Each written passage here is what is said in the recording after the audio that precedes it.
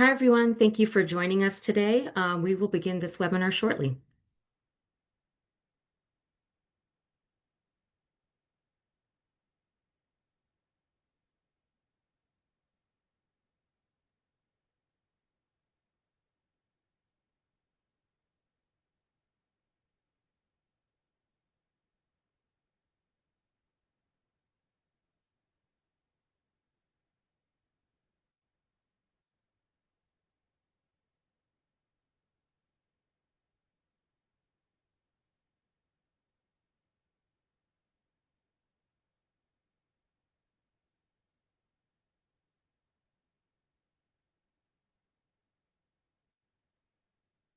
Thank you all for joining us. We have a few more people in the waiting room that we are going to let in, and we'll begin the webinar shortly. Thank you.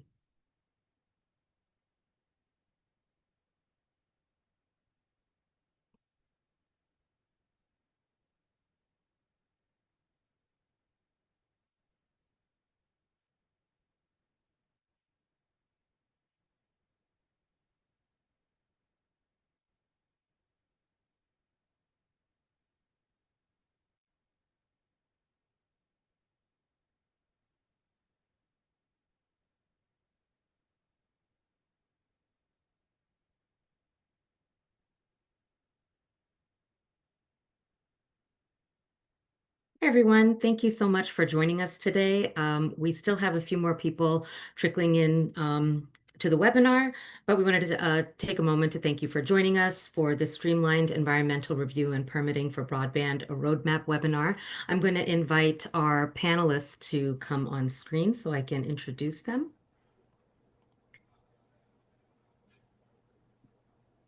We have Jill Springer, who is our Senior Advisor for Permitting and the Chief Environmental Review and Permitting Officer here at NTIA.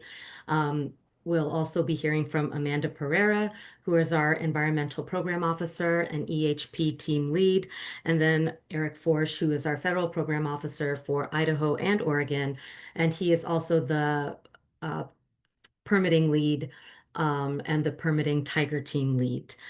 Just a couple of housekeeping issues. If you have questions, please submit them in the chat box.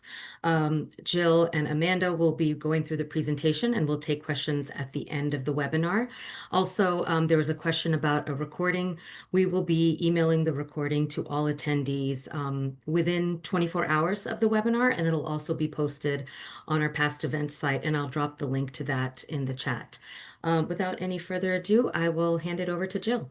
Thanks. Thank you, Julia. And thank you everyone who's joining us today. I see we have like about 500 people in attendance so far, and we're pleased that you could all make it.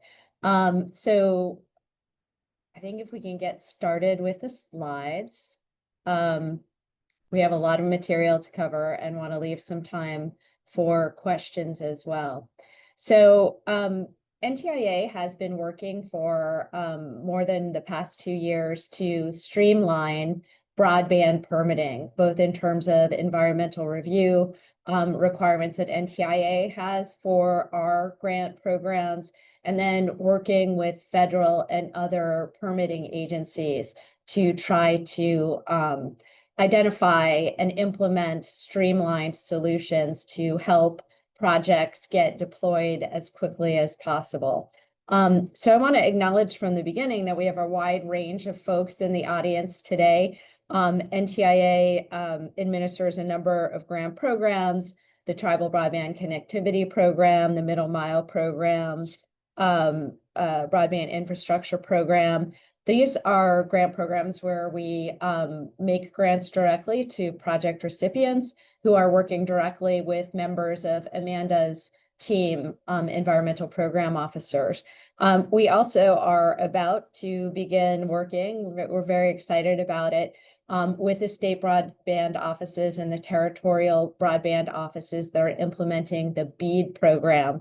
And so the BEAD program is a little bit distinct from these other grant programs because NTIA is partnering with the state and territory broadband offices as joint lead agency for NEPA.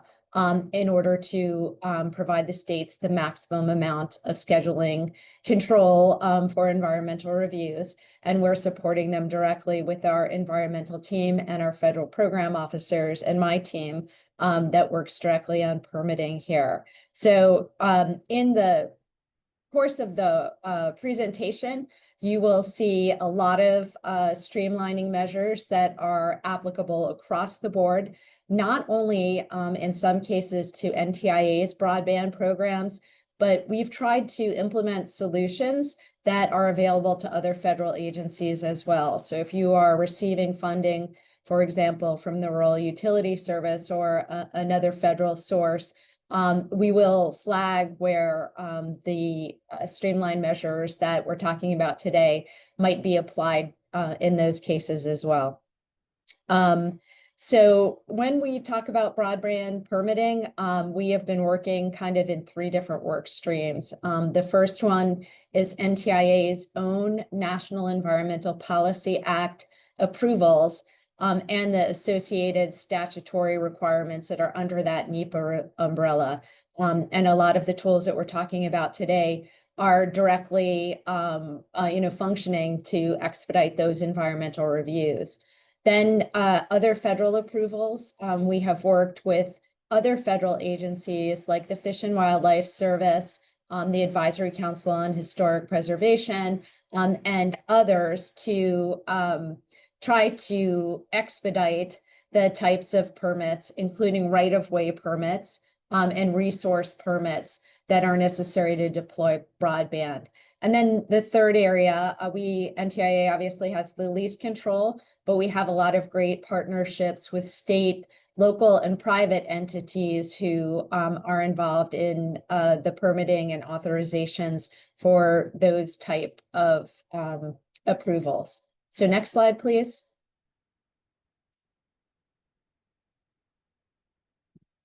All right, so a couple of months ago, we put all of the information together about these streamlining tools into a resource that we do refer to as a roadmap. And I think Julia is going to drop into the chat a link to the Broadband USA permitting page. The Broadband USA permitting page is something I'll probably refer to a number of different times because most of the technical assistance and guidance for the tools we're discussing today is available there. But this roadmap resource that we're going to walk through is very helpful because it is just that. It is going to show you from the start of a project in project scoping how these tools can help you deploy broadband more efficiently. Then to get through the various reviews and the permitting processes that are necessary to get to the actual point of construction. So this roadmap resource also on the Broadband USA permitting page, and it helpfully has links to all of the specific guidance. So next slide. So starting out with the project scoping, NTIA has developed a lot of tools, particularly GIS-based mapping tools to assist entities in understanding and identifying as early as possible what the permitting considerations are for a broadband deployment project, and then also what the environmental factors that might be present and might become issues as you go through the environmental review process. So the permitting and environmental information application is available on that Broadband USA webpage. It's also available through the National Broadband Availability Maps Public GIS data page. And this is an online application where we have aggregated hundreds and hundreds of sources of publicly available information. And then further, we have released the ArcGIS Pro Permitting and Environmental Information Tool, or APIIT. And I'm going to apologize in advance.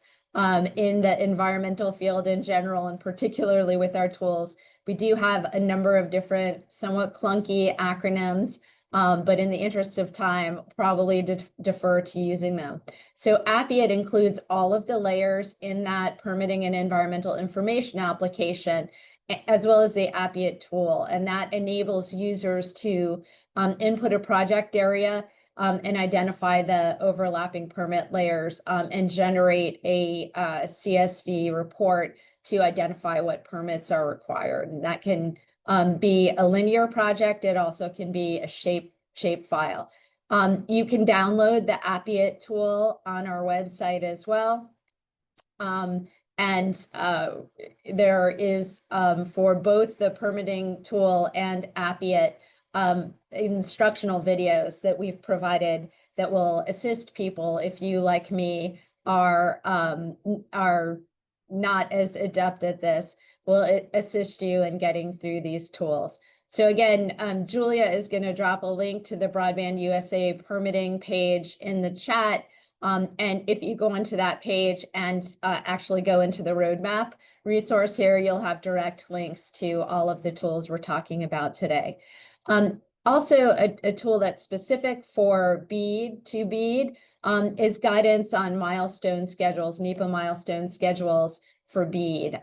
This is a requirement as part of the terms and conditions of BEAD that subgrantees will need to, as part of the subgrant process, provide a schedule that shows that you've availed yourselves of some of these tools and coordinated how all of the permitting requirements will work together and enable you to construct within the BEAD period of performance. Next slide, please. So one of the things that I want to mention going into the presentation, because we're going to get started talking about project scoping, is the most recent BEAD related guidance that NTIA has released that is specific to low Earth orbit satellite providers. So eligible entities may award BEAD subgrants to low Earth orbit or LEO satellite providers to reserve sufficient capacity to deliver broadband service that meets BEAD's requirements. And because these grants are somewhat different than direct infrastructure grants, they're LEO capacity subgrants, they don't fund a defined portion of the transmission network in the same way that land-based systems are funded. NTIA is not taking a federal interest in the transmission infrastructure, and our minimal involvement with the installation of LEO satellite dishes and communications infrastructure on private services has resulted in NTIA's determination that certain LEO infrastructure is exempt from NEPA. So you can see on the slide here, exempt from NEPA are individual subscriber or independent third-party installation of consumer-owned over-the-air reception devices, including satellite dishes and parabolic antennas and routers and modems. This is true in terms of NTIA's requirements, both for National Environmental Policy Act, NEPA, and the National Historic Preservation Act. Also exempt the purchase, storage, installation, and use by consumers of antennas, receivers, routers, modems, interior and exterior wireless access points, and the associated on-premise equipment that is generally installed by the homeowner on their personal home on private property. So the process for this, if you are an affected provider, or I know that some of our BEAD states have joined us here today. I noticed Nebraska, Kansas, Washington, and Oklahoma, among other state broadband office folks, are on board. But the states will be uploading LEO awards with the other final proposal data to NTIA. NTIA is able to do a bulk upload of the final proposal projects into a tool I'll be talking about today, the Environmental Screening and Permitting Tracking Tool, another acronym, ESAPT, to create NEPA project records. Those NEPA project records are bulk uploaded into ESAPT, as I mentioned, and then the state, as a joint lead agency for NEPA, is going to identify from that list any LEO projects that meet this qualification for exemption. and that is transmitted as the other information is to NTIA for final approval. So when we're talking today about NEPA, I did just want to start out, because this is new information, and letting you know that there is a new exclusion or exemption that is out there for that on-premise satellite service. And mention as well that the guidance that is about to be posted on the BEAD for NEPA, or NEPA for BEAD webpage, has a little bit more data as well, including the fact that if there are larger satellite related facilities, like satellite dish farms and what have you, that are not directly on-premise consumer owned infrastructure, those are still subject to NEPA. So more detailed data out there. But I'm going to jump back to what I think the majority of folks are here to hear about, which is projects that are subject to NEPA, particularly fiber deployment projects. Next slide.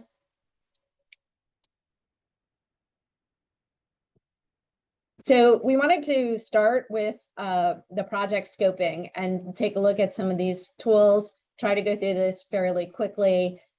This is an example of something that might be a BEAD subgrant project. It might be a project that is awarded directly by NTIA under another one of our programs. And what you see here is a shapefile outlined that represents this project. And we're going to talk a little bit about how you might use the APIA tool here to generate some information that can help in project scoping. Next slide.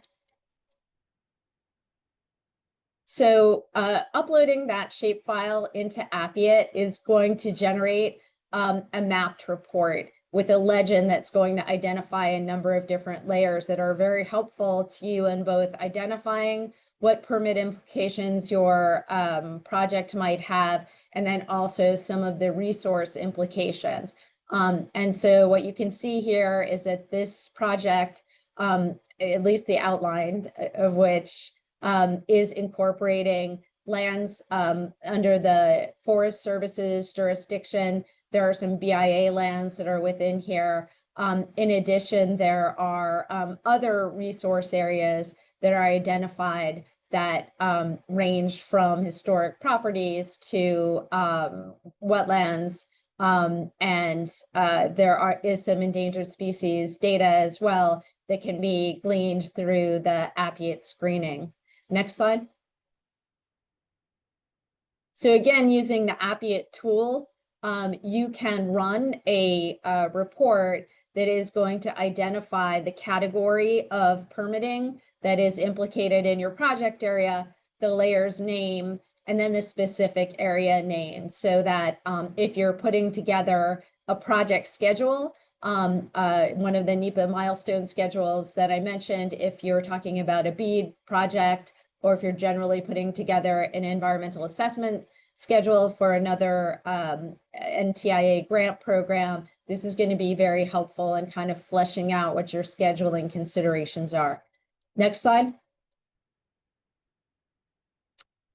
So in addition to the mapping tool, one of the things that NTIA has done is to go through and review all of the environmental assessments that over the course of more than 10 years we have done on broadband projects.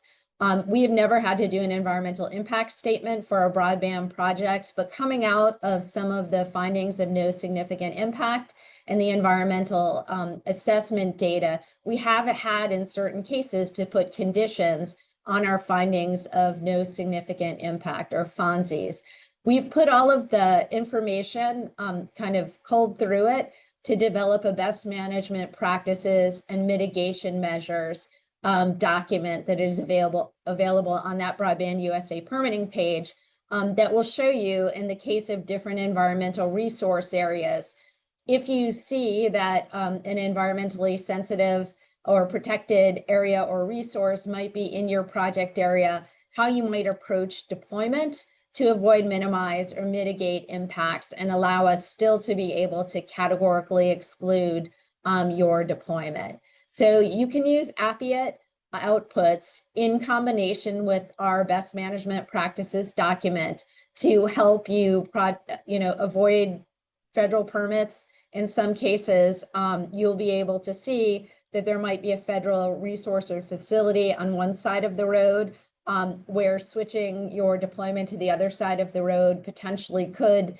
avoid the need for a right-of-way permit. So these are all tools that are available and out there. The online permitting and environmental information application has the data layers actually linked directly to the chapters in the best management practices guide that help you solution the environmental considerations that you would identify through our mapping tool. So this allows you to design projects potentially to avoid federal permits.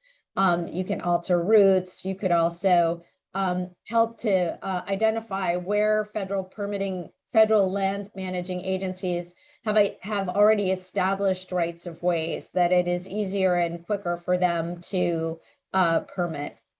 And as I mentioned, on the environmental resource side, to take a look at options to avoid, minimize, or mitigate impacts. You could do that by avoiding building in wetlands, considering deployment techniques if you need to go through a wetland, like deploying on an existing pole in an aerial fashion.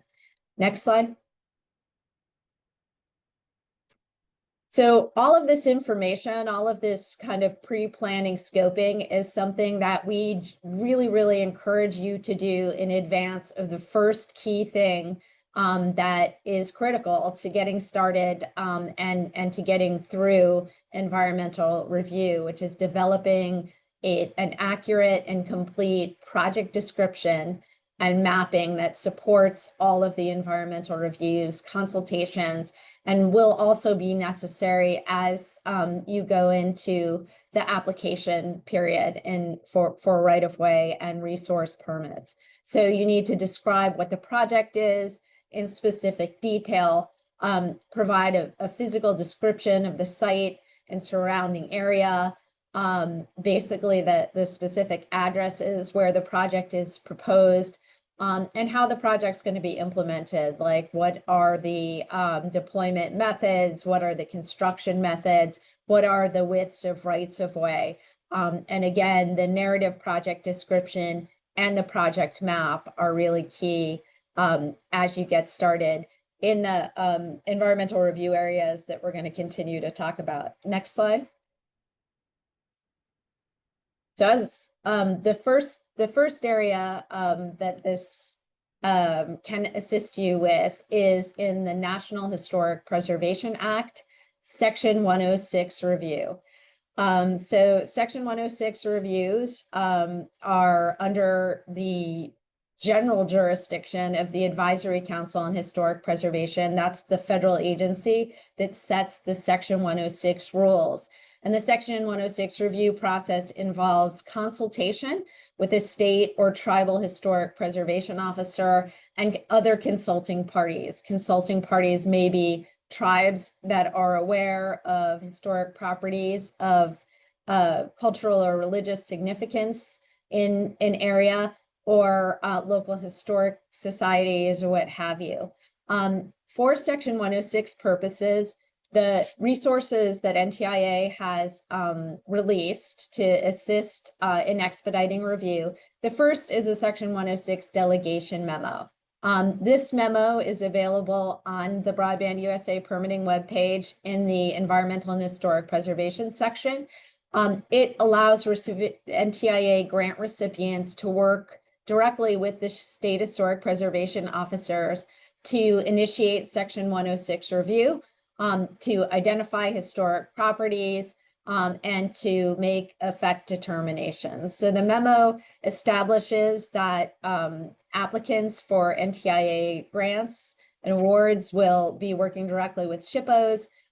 In some cases, after NTIA does an initial notification to potentially interested tribes, either through the FCC's tower construction notification system or directly through communication to the tribe, you will also be delegated to provide information to tribes, and that they really need to have the opportunity to comment on potentially affected historic properties. So the delegation memo is the first resource that I want to mention.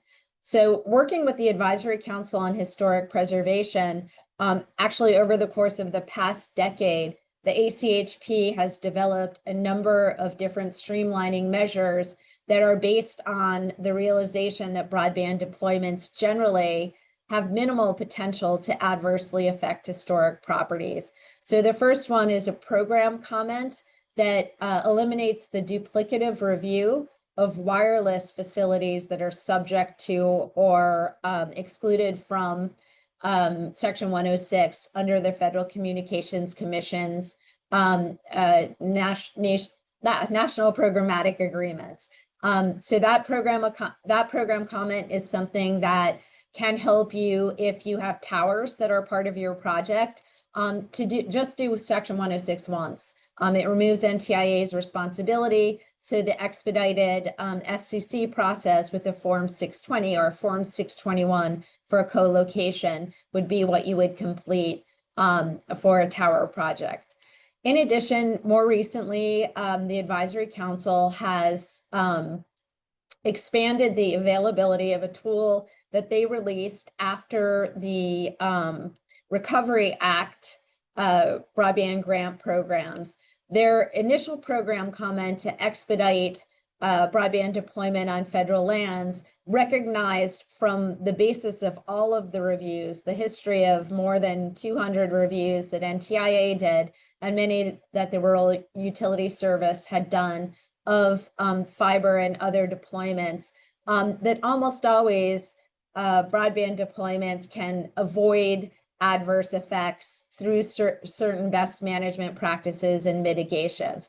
And so the program comment initially for federal lands was amended in March of last year at NTIA's request to extend and be available to projects all over, projects funded by NTIA and other funding agencies, both on and off federal lands. So next slide. So as I mentioned, this program comment was initially released in 2017 or issued in 2017. March of 2024, it was amended. What it does in terms of streamlining is that it establishes presumed areas of potential effect. So basically it limits the footprint of disturbance to the area of Section 106 consideration for the majority of projects. It identifies certain undertakings that may require no further Section 106 review under certain conditions. So if an area has been recently surveyed, has minimal potential for historic properties, or is significantly disturbed, in some cases that can be documented to file rather than going through a full Section 106 review. In addition, in areas that are potentially sensitive, it allows an expedited option of establishing a survey and monitoring plan that can be implemented during construction rather than going through a full development of a programmatic agreement or a memorandum of understanding that's specific to the project. There are expanded exclusions from Section 106 review for pole replacements. And while the program comment isn't presumed to apply on tribal lands, a tribe can agree to follow it. And there are provisions in there that talk about when consulting party compensation may be appropriate in times when a consulting party is really serving more as a consultant than just as an interested party providing a comment. Next slide. So again, I think I've mentioned most of these things. Areas that are previously surveyed have low potential, are significantly disturbed, or meet certain conditional exemptions, can qualify basically for documentation to file or very limited review by State Historic Preservation Office and other parties. It does not it is not presumed to apply if there are national monuments or significant historic sites, and will always require the agreement of a tribe to be applied on tribal land. Next slide.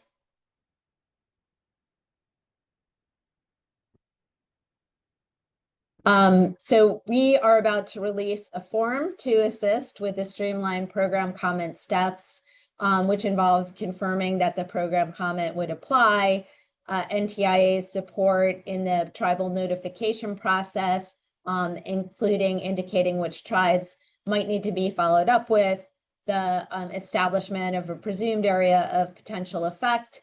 It initially the records check and archaeologist review is the scope of the initial investigation efforts. Conditional exemptions can be applied at that point. And then if there are areas where there are historic properties or potential for significant properties to be discovered, surveyor monitoring programs can be established through a surveyor monitoring plan. Next slide. And having spoken for far long enough, I'm going to now turn this over to Amanda Pereira to talk about one of her favorite things. All right, thank you, Jill. Good afternoon, everyone. I'm going to talk to you about some of the ways in which we have worked on streamlining mechanisms for Section 7 of the Endangered Species Act, and then we'll also talk about some of our mechanisms to streamline compliance with the National Environmental Policy Act as well. So beginning with the Endangered Species Act, or ESA, we have worked very closely with the Fish and Wildlife Service to look at a number of different ways to streamline this process. One of the first things that we did was collaborate with Fish and Wildlife on something that's called the no effect list. So federal agencies are required under the ESA to not fund or undertake actions that would jeopardize the continued existence of listed species or adversely modify critical habitat. However, as part of that, we are also able to determine if an action will have no effect on listed species or critical habitat, and we are allowed to do that sort of on our own. So we collaborated with Fish and Wildlife and came up with a list of projects that will have no effect on listed species or critical habitat. There are some conditions for some of those, and so that list is available online. Please do evaluate that carefully and make sure that you're aware of what the conditions may be associated with that. We also have been working with Fish and Wildlife on some certain aspects of a tool that they have called Information for Planning and Consultation, or IPAC. IPAC is an online system where you can input project information and receive information about the presence of listed species or critical habitat within that project area. And finally, one of the projects that we've been working most closely with Fish and Wildlife on is the expansion of something called determination keys. Determination keys are tools that allow you to answer a series of yes or no questions and upload supporting information, and then conclude the Section 7 consultation process within that online framework.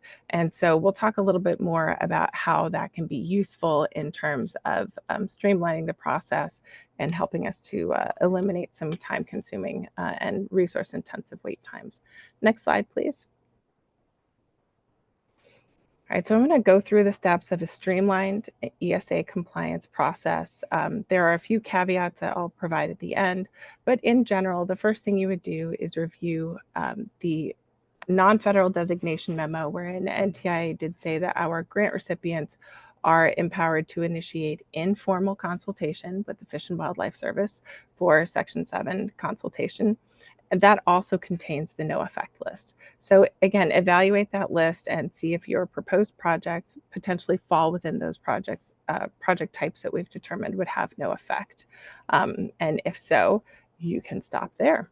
If your project does not fall within one of those no effect categories, then you would go to IPAC and conduct an online IPAC review. And one of the first things that you can do, we'll walk through a sort of a dummy IPAC review here in a moment, but the first thing you can do is request an official species list. If no species are present, then again, Section 7 obligations are complete. So if species are present, then the next thing you would do would be to see if a determination key was available within IPAC. Determination keys are not available nationwide yet, but we are working on that. However, when a determination key is present, then you can go through the key, answer questions, and then hopefully emerge from that with a concurrence letter from the service that will allow you to conclude your Section 7 process. Once you have concluded that process, you'll then need to provide NTIA with all relevant documentation of the steps that you took, whether it is how your project fits into the no effect list, a species list from IPAC, or documentation from IPAC that states no species are present, and then a D key determination if that is available. One thing that's important to note is that both the Fish and Wildlife Service and the National Marine Fisheries Service do administer the Endangered Species Act. And so IPAC is a tool that is only available for those species that are managed by the Fish and Wildlife Service. So it does not apply to marine species or to anadromous species. So for any projects that might have potential to impact a marine environment, you would want to contact NIMS for that. If, as you work your way through this process, you have an indication that your project may have an adverse effect on listed species or may adversely modify critical habitat, that's when we would want our BEAD grant recipients to reach out to their state NEPA specialist, and all of our other grant recipients to reach out to their environmental program officer to discuss appropriate next steps. So in some instances, not a lot, but some instances, broadband projects may require formal consultation with the services. That does have a much more defined role for NTIA when that happens. But again, we have lots of resources to help you navigate that process. Next slide, please. All right, so on our streamlined review process, the first thing we're going to do, again, is check that no effect list. So we're going to look here at just a representative sample of some of the project types that are included on that no effect list. A lot of them are things that I think will make a lot of sense. Use and adoption activities that aren't going to have any ground disturbance or potential for environmental impact. Deployment projects, installations, or renovations that don't have the potential for ground disturbance. So things that would involve interior renovations to a building is one example. Attaching fiber optic cable to existing utility poles where there is no ground disturbance. So if all you're doing is stringing fiber on poles, then that is potentially will qualify for a no effect. Again, there are conditions attached with some of these, so please do refer to the full list. And then putting fiber optic cable in existing conduit where there is no ground disturbance. So again, look at the list for specific conditions that may impact the applicability of this, but that's just an idea, sort of a representative sample. Next slide, please. All right, so if you have determined by looking at the no effect list that your project does not qualify for a no effect determination, then you go to IPAC. So again, it's a tool that the U.S. Fish and Wildlife Service has created to help you determine whether there are listed species present or critical habitat, among other things. So if an IPAC review identifies that there are no protected resources, then that documentation is what you would submit to NTIA, and your Section 7 obligations would be concluded. Next slide, please. All right, so when you go into IPAC, you're going to create a project, and the first thing you would do is define your project area. This is all available online. It is fairly intuitive. They do have tutorials, but you would just outline your project area, or if you have point data or polygon data or line data, use something like that to denote what your project area is, and then you would hit continue. Next slide, please.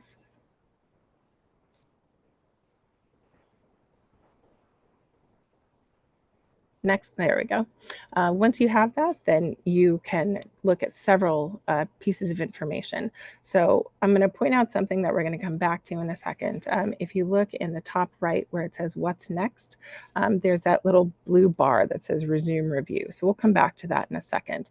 But what you can first do is where it says resources, you can click on see resources, and that will give you a list of all the listed species as well as migratory birds, wetlands, critical habitat, other things, protected resources that would be in your project area. Next slide, please. Okay, so for our particular example, you can see the list of mammals, birds, reptiles, amphibians, clams, insects, flowering plants, and critical habitat that are present in our particular project area. And if you want to know more about any of these, you can just click on that record. Next slide, please. And so we can learn all about the bog turtle if we would like to before we move into our next steps. Next slide, please. All right, you can also find out, again, information about wetlands that may be present. For any regulatory issues regarding wetlands or potential impacts to wetlands, please do contact the U.S. Army Corps of Engineers, but this will give you a good idea and an overview of potential presence of wetlands within your project area. Next slide, please. All right, so you can print out this resource list. This is, as they say quite clearly on the page, not for consultation, but it is a good summary document that will provide you with information about what may be present in your project area. Next slide, please. All right, so once you go back to that resume review button that we talked about earlier, it will take you into the system and allow you to start an Endangered Species Act review. And that will have several components. Among those components, it will allow you to print an official species list that you can use for consultation. And it will also allow you to work with any determination keys that may be available. Next slide, please. All right, so if determination keys are available for your project, you can work within the system. These are logically structured sets of yes/no questions that will walk you through and help you to determine whether your project will qualify for a specific consultation outcome, as has been programmed into the system by the Fish and Wildlife Service. And those are usually based on specific analyses that work kind of behind the scenes in the back end of IPAC. So you can go through and use that D key. Make sure when you're doing that, that you, using our non-federal memo, that you designate yourself as a non-federal representative. That's very important. And that will allow you to come out of the process with an actual determination and a concurrence letter that you can use to conclude your process. So answer the questions, and that will give you that preliminary determination for species that are covered by the key. One thing that you want to note is that not all species are going to be covered by all keys, and you'll want to be aware of how the species within your project area intersect with what is going to be covered by the key. So the three potential sort of end results for that consultation process are no effect, not likely to adversely affect, and may affect. If you get a may affect determination, then the information that you submitted as part of this consultation process in IPAC using that determination key will need to be provided to the Fish and Wildlife Service, because they will need to have an individual biologist review that project information. So you will not be able to conclude your Section 7 process at the end of the use of the D key. However, if you have a no effect determination or not likely to adversely affect, then your Section 7 obligations are concluded and you can provide that information to NTIA. So why is this beneficial? Well, it's beneficial because for projects where we do consultation sort of the old-fashioned way, even if it's informal consultation, the Fish and Wildlife Service has 60 days to respond to a request for informal consultation.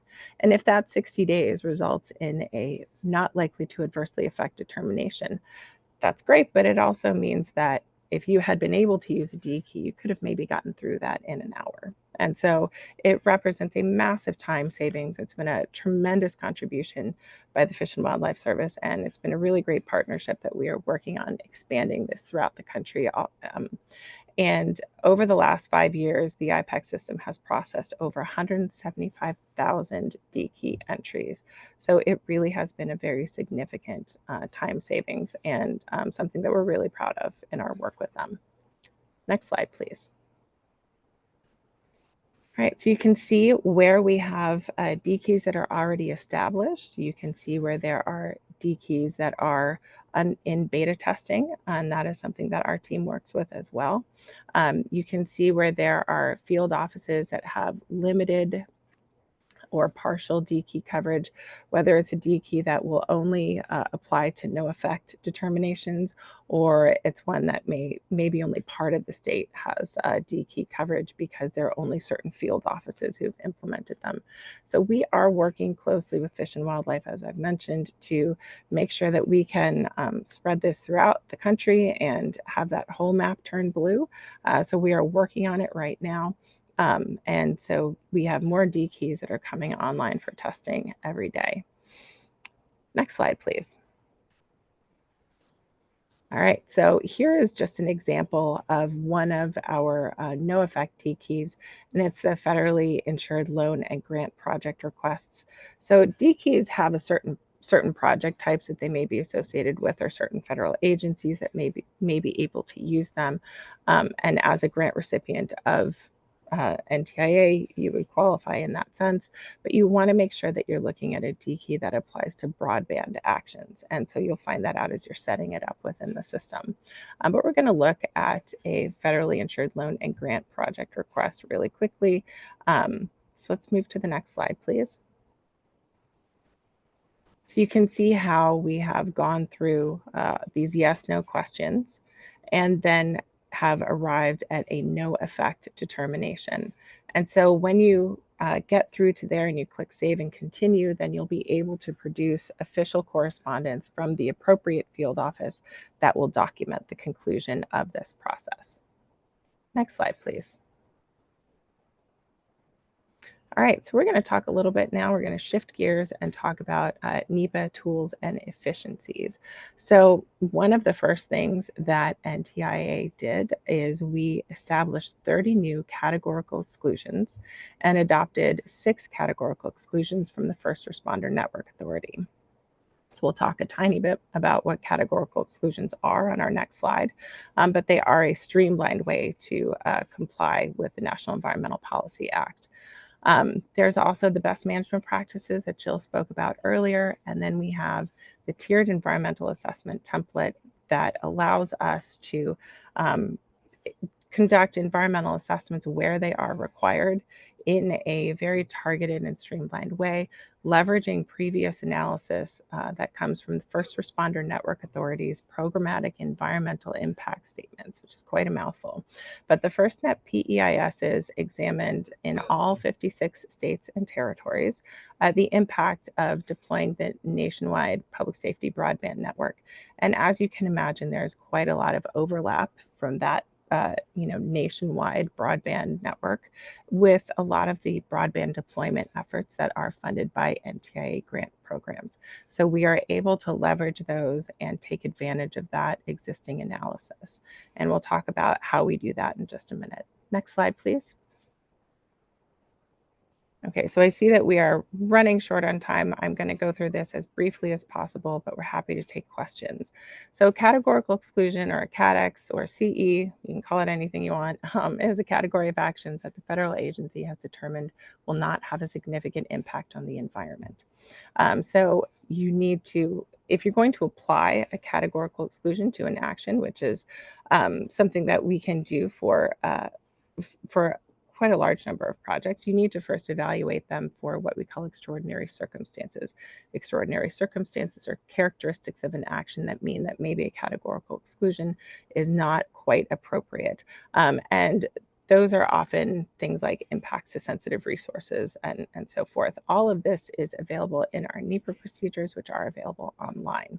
In order to apply a CADX, all consultations, including those under Section 7 of the Endangered Species Act and Section 106 of NHPA, do need to be complete. So in order to put all that together, we have historically seen that that takes grant recipients around 3 to 6 months to pull together, sometimes longer, depending on the complexity of the consultations required. So if a categorical exclusion cannot be applied to an action, then an environmental assessment is required. An environmental assessment is a concise document that evaluates the potential impacts of a project against a certain number of resource areas. Preparation of an EA can take approximately 6 to 12 months to complete. But in order to help streamline that process and make sure that we are doing everything we can to eliminate duplicative review and duplicative effort, we are able to tier off of the FirstNet PEISs. There are several ways we can do that. So we can do that either with the tiered environmental assessment that we're going to talk about, but also we are able to do something called a record of environmental consideration for certain projects instead of requiring an EA. And so a lot of what we're able to do there is incorporate by summary analysis included in the PEISs to streamline the environmental documentation. And again, expedite decision making and reduce or eliminate duplication of effort. Next slide, please.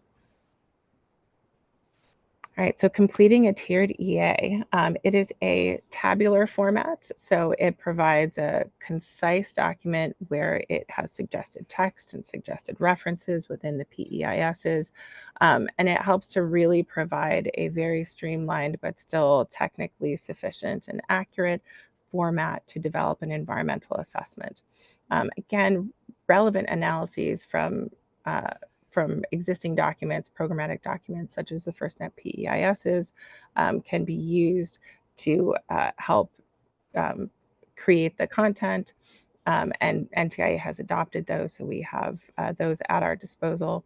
So they can absolutely be incorporated into a tiered EA with incorporation by summary. Okay, next slide, please.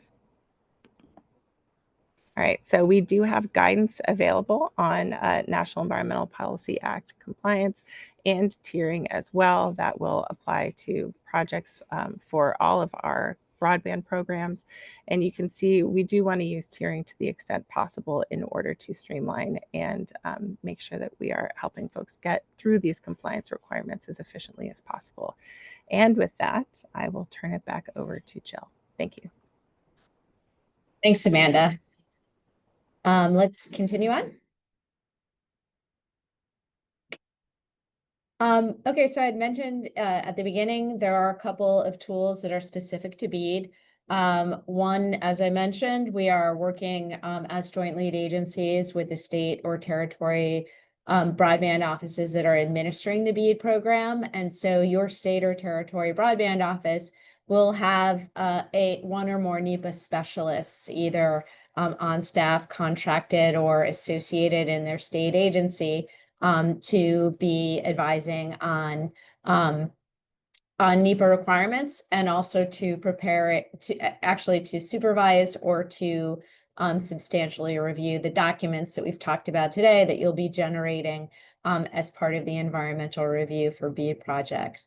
All of the information that you generate is going to ultimately be put by the state or territory broadband office into a Salesforce-based tool that we developed called the Environmental Screening and Permitting Tracking Tool, or ESAPT. I saw that there was a question, two things. I'm going to try to get through the couple slides we have left with enough time for questions. We're also able to go about 5 minutes over to make sure we can answer some, but I do want to take the opportunity in talking about ESAPT to address one of the questions, which is a confirmation on our part that it will be the state or territory's NEPA specialist who will be completing the environmental screening questionnaire in ESAPT and doing that direct engagement. So the information for particular subgrant projects will be provided to the state or territory's NEPA specialist, and they will be actually putting them into the environmental screening tool.